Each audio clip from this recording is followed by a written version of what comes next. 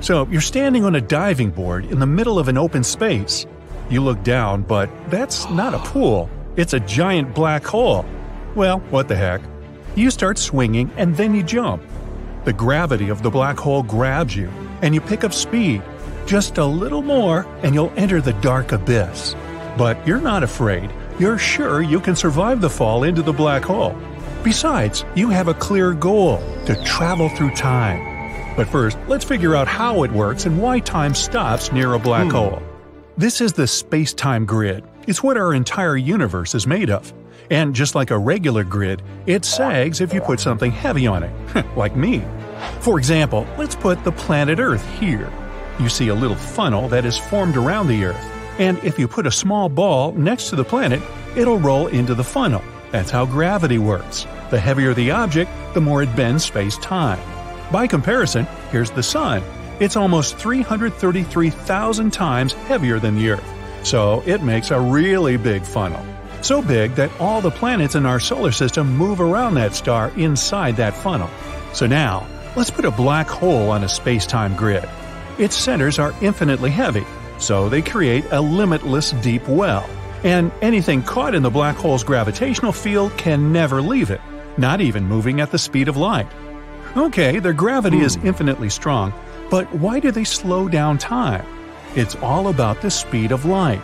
According to physics law, the speed of light must be the same at every point in our universe, even in a black hole. So, for our experiment, we take this ball, a photon of light that can travel 671 million miles per hour. You could get from Earth to the Sun at that speed in 8 minutes. That's how long it takes light to travel from our star to our eyes. So, when you're looking at the Sun, you're looking back in time 8 minutes ago. By the way, don't look at it directly. Now, the critical thing to remember here is that velocity consists of two physical quantities: space, miles, and time, hours. We'll use that later. Now, let's look at the black hole in our space-time grid. In three-dimensional space, it appears like this. But if we assume that space is two-dimensional, our grid looks like this when viewed from above, just a lot of squares. And this is the black hole right in the middle. If you look at the grid from the side, you'll see a straight line. And the black hole here looks like a pit, or like an endless well. Now, let's follow our photon of light in three-dimensional space. Here, it's moving toward the black hole, and then it falls into the well of the black hole, and it continues its motion at a constant speed. Now, the side view.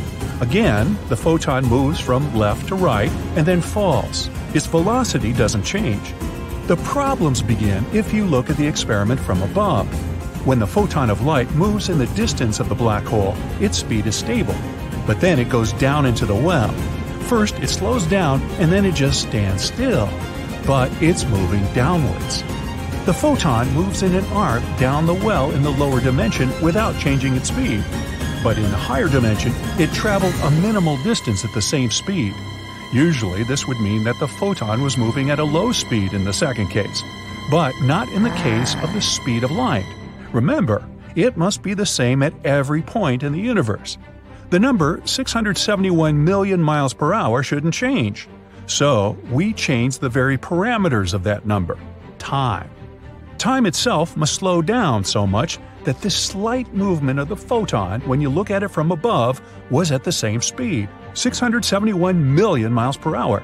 But if you go down and look at this well much lower, you see that its walls are almost vertical. So, a photon of light would be moving in a vertical trajectory. That means that if you look at it from above, the photon will just be standing still. Again, its velocity can't change, so time will vary. At that point, it should just stop. This is what happens near a black hole. Now, if you look at a black hole, you can see this effect in action. It swallows up the light around it. But as for an observer, it seems to you that the light stays in orbit around the black disk. In fact, at that moment, the photons are still moving at the speed of light inside the black hole. It's because time has slowed down there so much that you feel like the light has stopped there. This disk is called the event horizon, the point of no return, the last stop before you go into the black abyss. And at the very center of the black hole is the singularity. This point of space is so dense that if you try to describe it with any numbers or physical quantities, they would all tend toward infinity. Simply put, all the laws of physics we know just stop working here. So scientists can't say exactly what awaits you in the singularity. Before you make that jump into the black hole, let's drop a space probe there with a blue light that flashes once per second, and let's attach giant clocks to it. You see the probe falling into the black hole, gaining speed. But then it starts to slow down. Moreover, the probe flattens out and seems to spread out around the black hole. And then you notice that the blue beacon on the probe has changed its light. It now flashes as red. It's because the light is a wave. Blue is a truly short wave with a high frequency. But the black hole's gravity acts on this wave, stretching it out. The light waves get lengthened and become broader and less frequent. The new wavelength and frequency match with the red color. It's called redshift. Also, the probe blinks now not once a second in short beeps, but lights up and goes out for a long time. It's because of the time warp. If you, as an observer, look at the clock on the probe, the second hand there barely moves. However, the clock on your hand works as usual. But if you could be in a black hole, time would seem normal to you. And the arrow on the clock would move as it did before. But the hands on the clock outside the black hole would move like crazy to you. That's because time goes much faster outside the black hole. Oops! Your probe just got ripped apart. That's because of the substantial difference in gravity that acts on the probe. The black hole's gravitational force increases with every foot of approach. That is, if you were to extend your hand toward the black hole hard, the gravity on your fingers would be much stronger than on your shoulder. This force would cause your fingers to lengthen, simply like spaghetti. That's why many people think it's impossible to survive falling into a black hole. But scientists think you could survive without a problem. Hey, maybe they should jump first just to make sure. The thing is, you have to pick a black hole as big as possible, like the ones at the centers of galaxies, for example. That bright spot at the center of the Milky Way also has a black hole. It's about 1 million times heavier than the Sun. And this is the Messier 87 galaxy, one of the most massive galaxies among our neighbors. In 2019, humanity got its first ever photo of the black hole at the center of this galaxy. It's about 6.5 billion times heavier than our Sun. So, it's the perfect place to make your jump into a black hole finally. Let's go. At first, you feel a strong acceleration as the incredible force of gravity grabs you. But in the case of a supermassive black hole like this, the gravity doesn't change as dramatically. That's because of its size. Right now, the gravitational force on your legs is about equal to the gravitational force on your head, so you don't turn into spaghetti, and you feel comfortable. You see that the light from the stars and all the space around you has begun to shrink at a certain point. It means that you have already passed the event horizon and are now moving toward the black hole's heart. As a result, the light of the universe becomes a small dot for you and then disappears altogether. If we look at our space-time grid, you're already falling into a well. Time is completely stopped for you. However, the rest of the world continues to move steadily through time.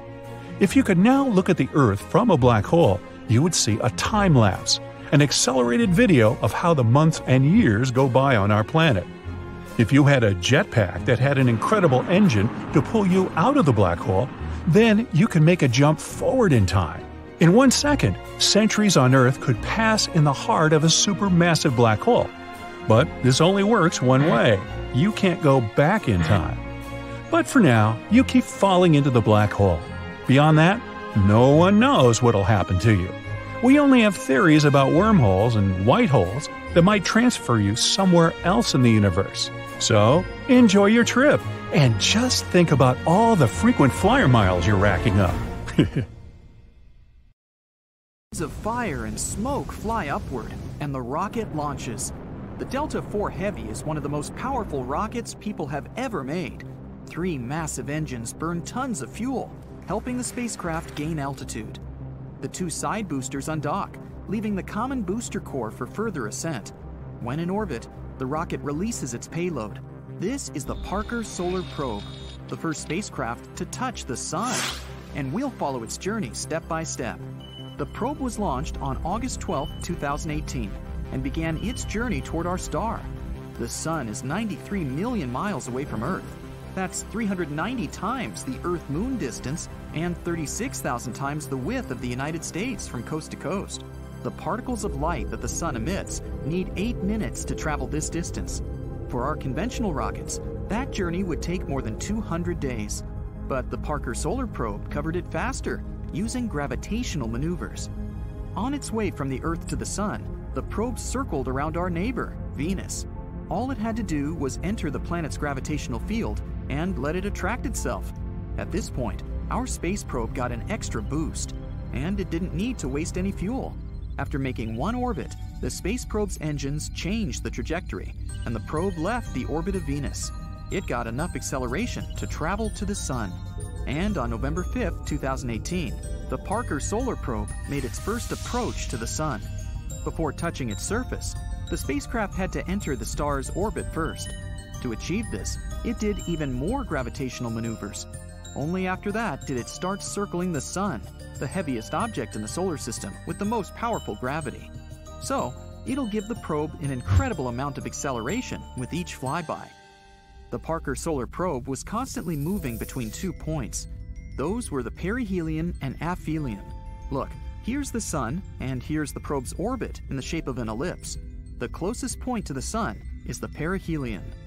The Sun was pulling the probe there at an incredible speed. At this point, the probe began to move away from the star. It still had a lot of speed and energy, but it was struggling against the gravitational force of the star. So it gradually slowed down. The point where the probe lost all its acceleration is called aphelion. The star's gravitational force won, and the probe began to move back toward the Sun, picking up speed again. The probe made several circles following a stable orbit, but then its orbit intersected with that of Venus again. Another gravitational maneuver, and after that, the Parker Solar Probe's trajectory shifted slightly, and it gained more speed. The perihelion point of its orbit was now closer to the Sun. The probe made several more circles following this new orbit. Then again, it neared Venus. Another approach to the Sun. Each encounter with Venus corrected the probe's trajectory and gradually reduced its distance from our star. In April 2021, the Parker Solar Probe finally came so close to the Sun that it touched its corona. Although the actual distance between the probe and the Sun was 5.3 million miles, that still counted as a touch. Let's look at the structure of our star by cutting it in half. This is the core of the Sun.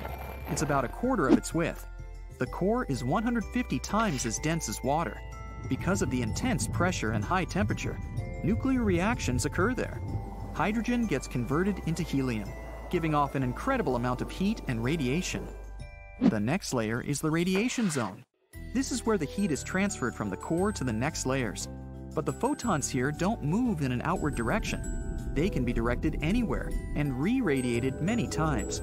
Scientists believe that the average time it takes a photon of light to travel from the core to the next layer of the Sun is about 10,000 to 170,000 years. Then there's the convection zone. This is what's considered to be the surface of the Sun. But it's not a solid surface. It's an ocean of hot plasma. It looks like a bee honeycomb. That's because the heated plasma rises from the lower layers, creating something like mini geysers. And while it's still hot in the middle of those geysers, their edges cool down, creating an amazing pattern on the Sun's surface. The next layers are the Sun's atmosphere. First, the photosphere. This is the layer that gives off light. And that's exactly what you see when you look at the Sun. But careful, don't do that. You need special equipment to look at our star. The photosphere is up to 250 miles thick. This is about the height at which the International Space Station moves above Earth. Then, the chromosphere, or the sphere of color. This layer of the Sun's atmosphere gives the star its reddish hue. Solar prominences appear here. Those are powerful emissions of matter leaving the surface of the Sun. Their speed can reach 430 miles per second. At some point, they get caught by the star's magnetic field and pulled back. And then there's the corona, a gaseous envelope of the Sun. The most powerful ejections take place there. You can see the corona during eclipses, when the moon covers the solar disk. Then you can notice some kind of glow around the star. This is the corona. It extends for millions of miles around the Sun. And the Parker Solar Probe touched precisely that area. That's where solar material and radiation are still tied to the star's gravity and don't fly off into space. And all that is beyond that area is the solar wind. It's the material and radiation that manage to escape the sun's gravity and set off into space. The Parker Solar Probe surprised astronomers by providing more information about this boundary. It turns out it's not a perfect circular wall like we used to think. The boundary is broken and uneven. It looks more like a mountain range. These bumpy regions have such a shape because of the uneven flow of plasma from the surface of the sun. The larger and more powerful the flow, the farther the boundary is from the star's surface. But scientists don't know yet what exactly causes this difference. After making the flyby around the sun, the Parker Solar Probe continued its journey and started to move away from the star again. Researchers are expecting another 4 approaches in 2022. In August 2023, the probe will make a flyby around Venus. It'll gain more speed and approach the sun at a record close distance. The next Venus flyby will happen in 2024, and hopefully, the Parker Solar Probe will be able to withstand the high temperatures and radiation so close to the sun. Luckily, scientists have taken care of that. The probe has a solar shield. It's attached to the side of the probe that will face the star. It's about the size of a house window and about 4.5 inches thick. It's made of a special material that can withstand a temperature of about 2,500 degrees Fahrenheit. That's almost 6 times higher than the temperature of a regular kitchen oven. The body of the probe is made of a white material that reflects sunlight. All the scientific equipment is placed right in the center of the shadow of this shield. If the sun's rays hit the unprotected body of the probe at close range, all the equipment will be out of action in just a few tenths of a second. The Parker Solar Probe is equipped with the Electromagnetic Fields Investigation Instrument. This is a system for measuring electric and magnetic fields, radio waves, temperature, and plasma density.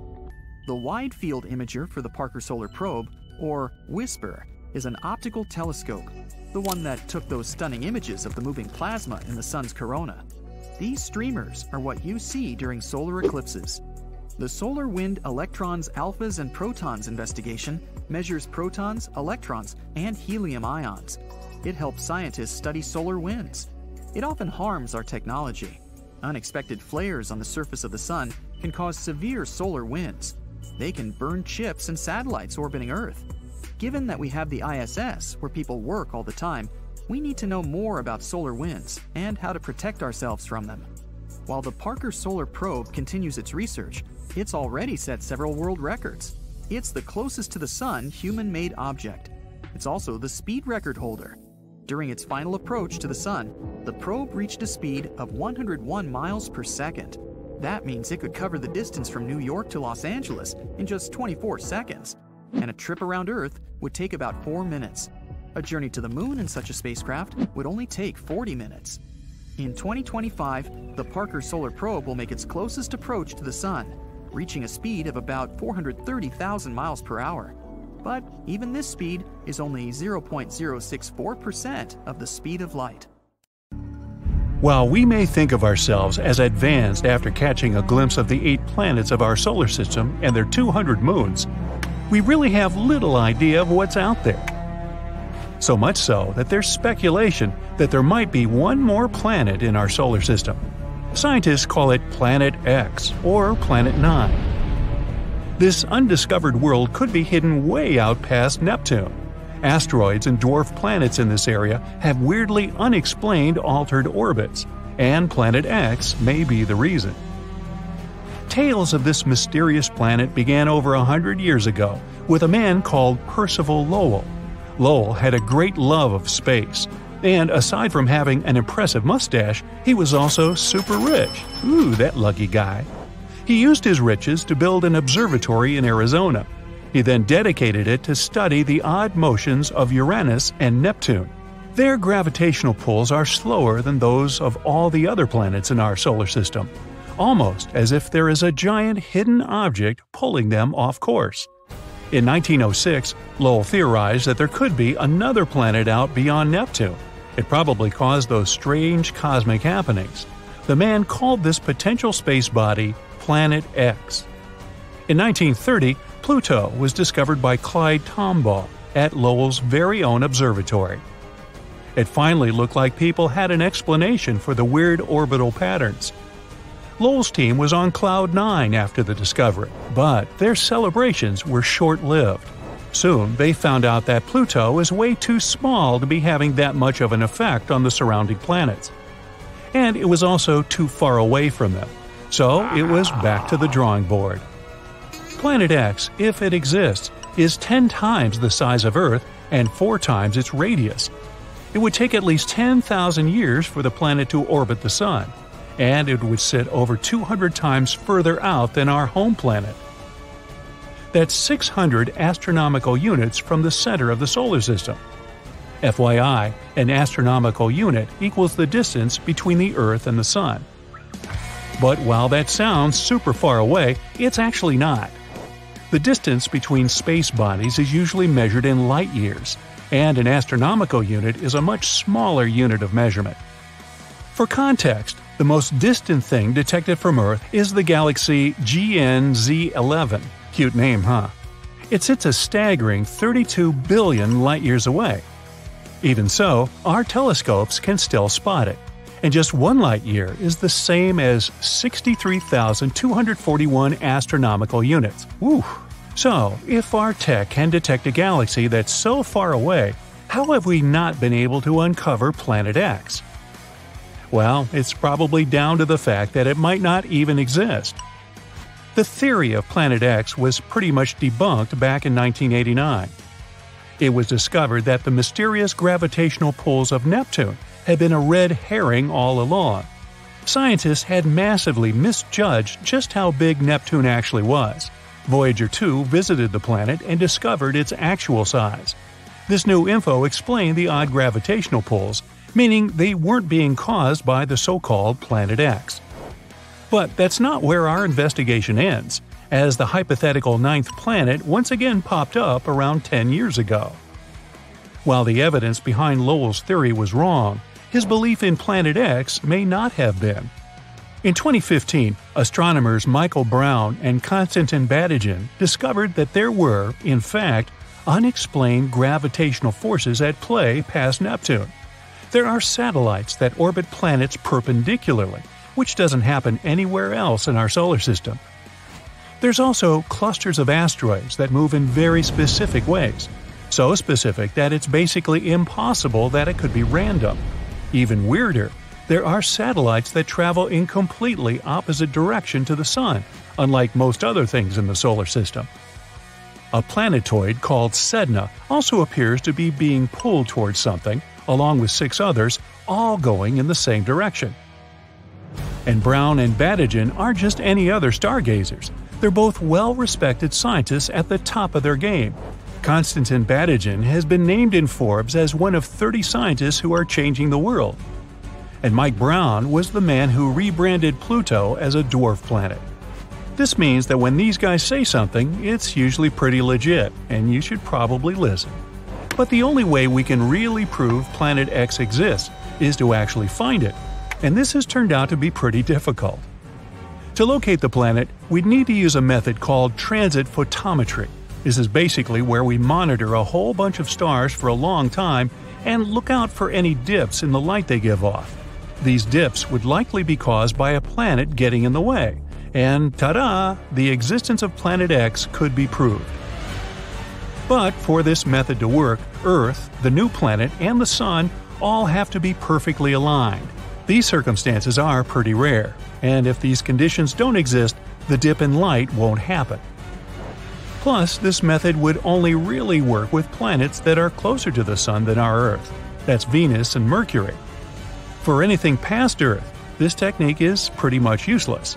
Another technique we could use is to find the potential planet through a good old-fashioned telescope. But, as you can imagine, that's insanely tricky. The furthest object that we've found in our solar system is a planetoid appropriately named Far, Far Out. But that's only 140 AU away from the Sun. That's only like a quarter of the way to Planet X. We can only see an object because of its brightness.